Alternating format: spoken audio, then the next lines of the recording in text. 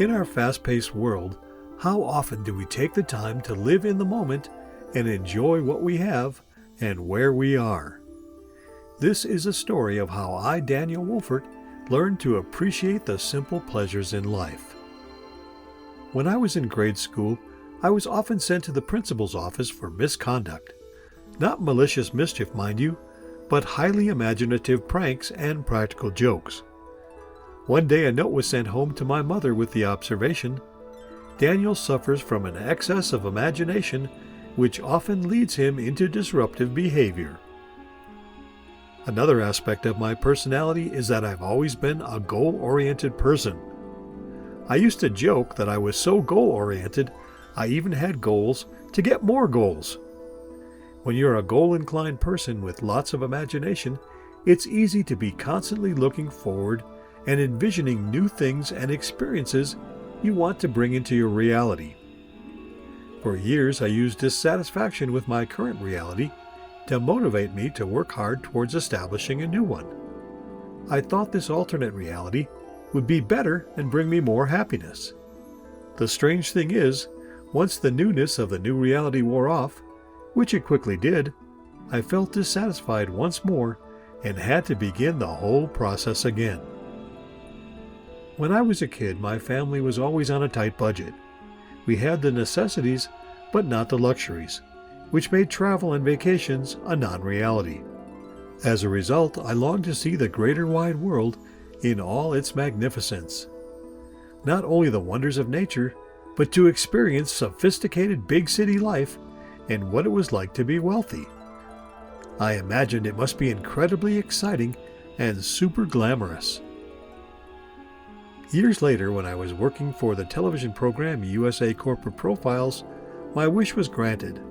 The focus of the show required me to fly all over the USA to record interviews with CEOs of major corporations and produce a video program on an aspect of their company that was performing in some outstanding way.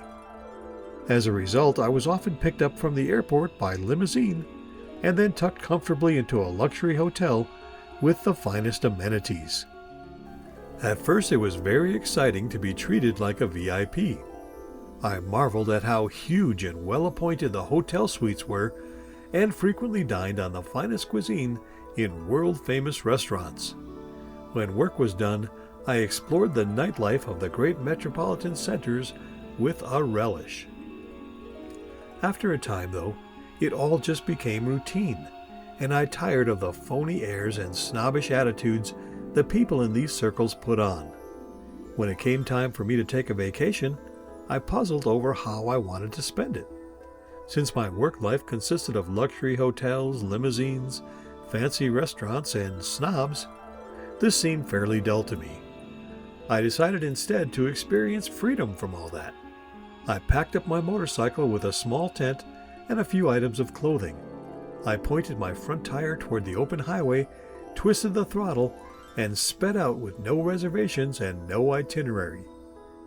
Each day I would ride under the blue arc of heaven and sleep at whatever campground or cheap motel was nearby as the sunset painted the evening sky.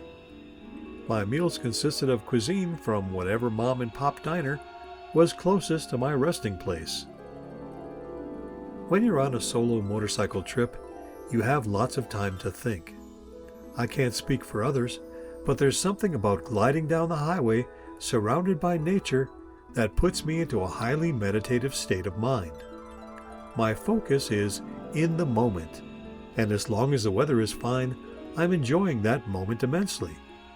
FYI, riding in bad weather can be a nightmare, and I don't recommend it. The point of these stories is simple. We should never put off being happy while we manifest our dreams. It's a low vibration trap to be dissatisfied with and ungrateful for the life we currently find ourselves in. To experience a happy and satisfied life while we manifest more fulfillment is where the true magic lies.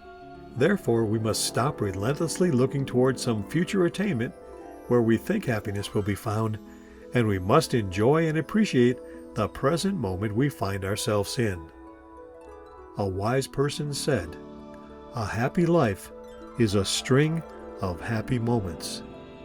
Through my work and personal acquaintances, I've known many millionaires, and I can tell you very few of them are happy. The majority are locked into a mindset where they're constantly grasping towards some future exploit they think will end their gnawing dissatisfaction. They seldom just relax into the moment and appreciate what they have. Friedrich Koenig said, "We tend to forget that happiness doesn't come as a result of getting something we don't have, but rather from recognizing and appreciating what we do have." Therefore, let's challenge ourselves to balance our desires regarding future manifestation with gratitude for and appreciation of the moment we presently have. Instead of living by a to-do list or a to-have list, let's begin each day with a to-be list where we prioritize being happy.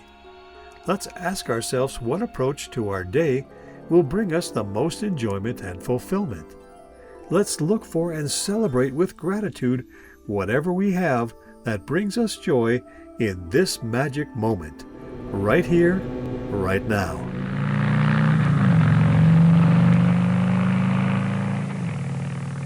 For further reading on the topic of mental manifestation, please go to mentagenesis.blog. If you enjoyed this video, be sure to give it a like and forward a link to your friends. You'll also want to subscribe so you're notified immediately when each new mind-expanding and vibration-lifting video is posted.